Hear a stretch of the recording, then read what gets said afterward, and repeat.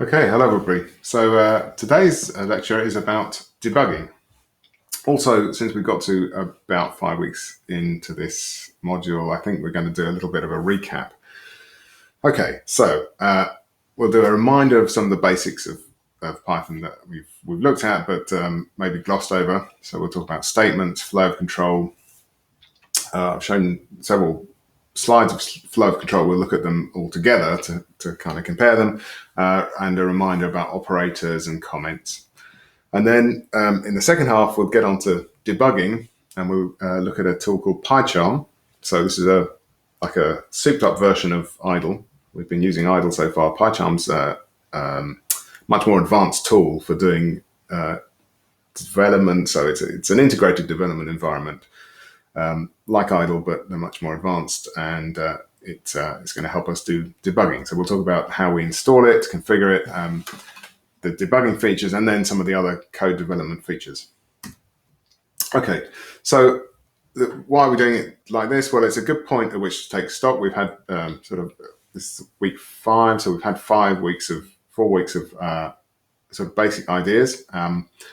We'll review some of those ideas, and then we'll look at how to debug programs. Okay, so let's do the review then.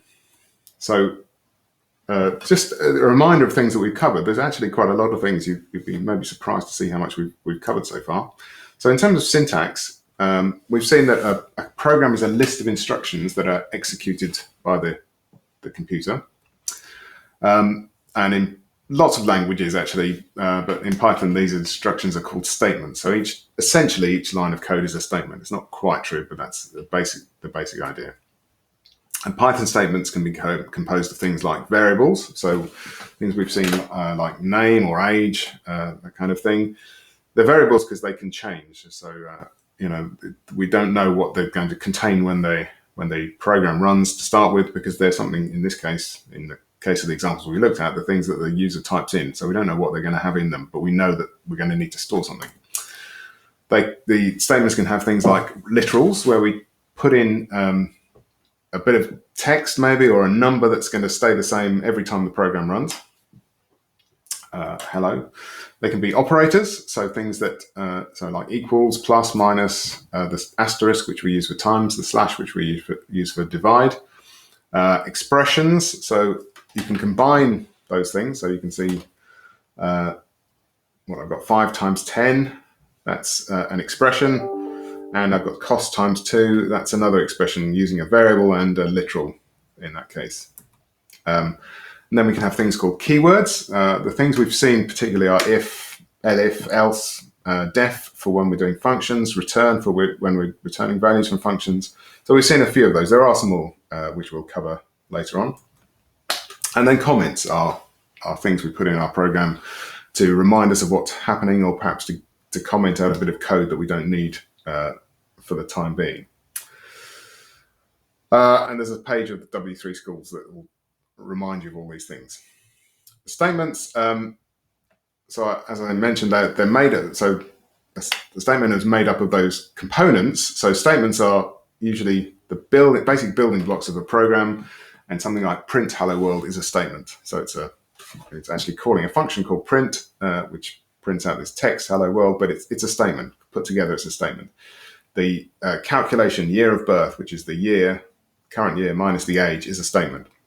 Each statement is on a new line in Python. That's a rule in Python. It's not always the case in other languages. You can put more than one statement on one line, but we're talking about Python, so and it's normal. You put one statement on each line. It makes the program easy to read.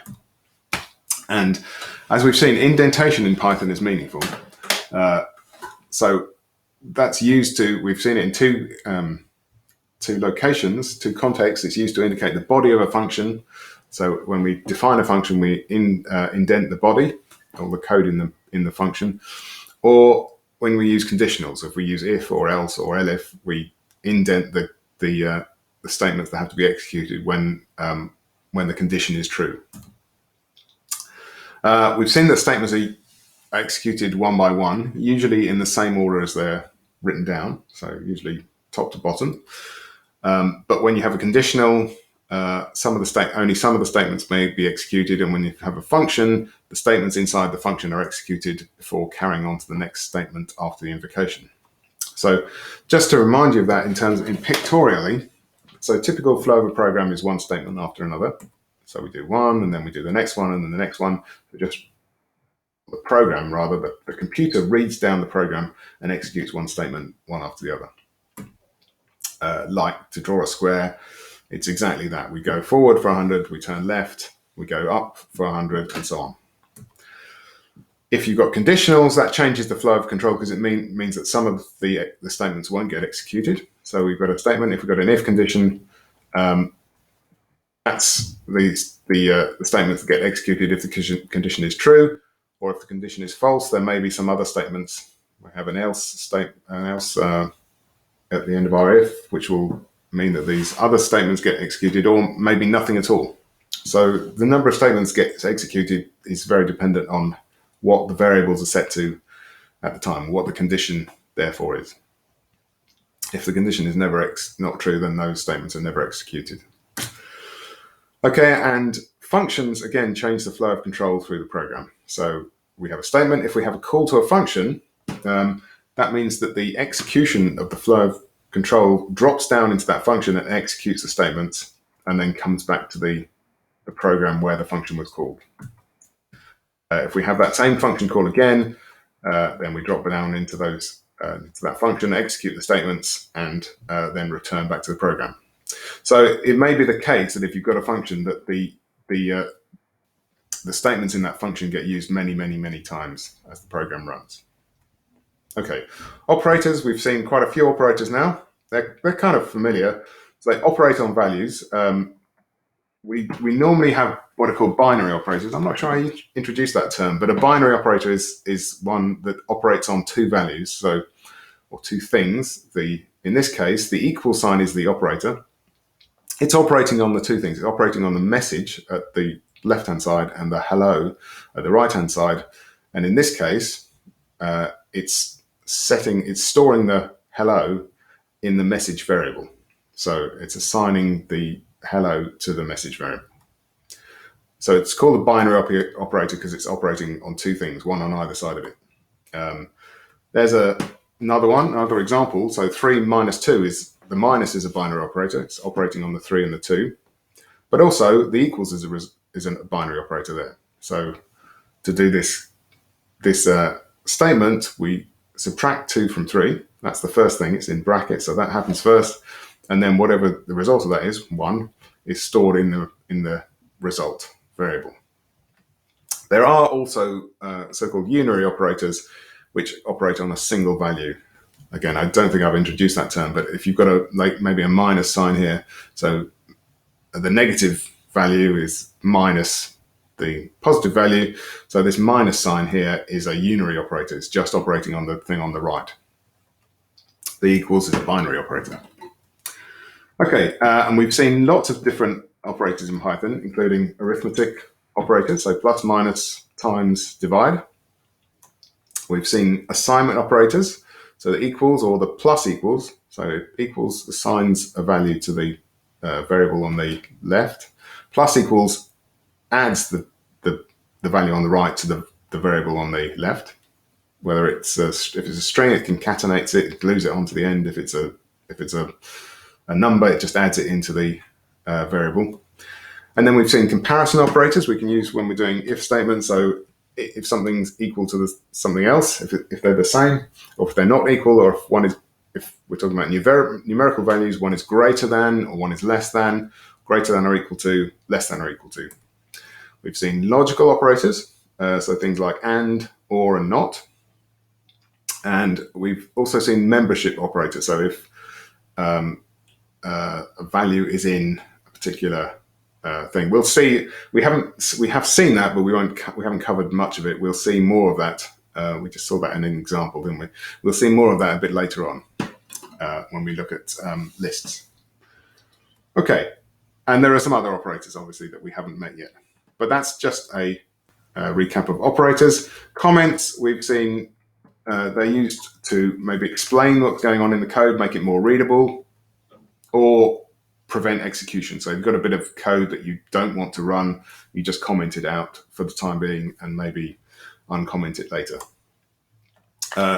We have single line comments which start with a hash.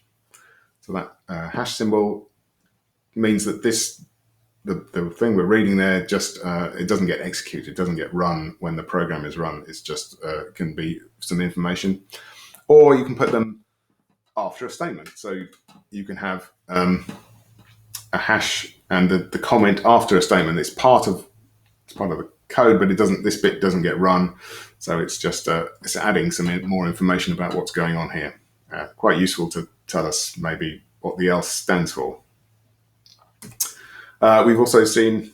No, we haven't seen them. I forgot. We haven't seen these things. Multi-line comments called docstrings, and docstrings they're often used when you create a function. You use them to describe what a function does, because it may take lots of several lines to describe what a function does, and they're indicated by triple quote marks at the beginning and the end. So something like this, with these three inverted commas, triple inverted commas at the beginning and the end, that the three at the beginning and the three at the end start and stop this comment.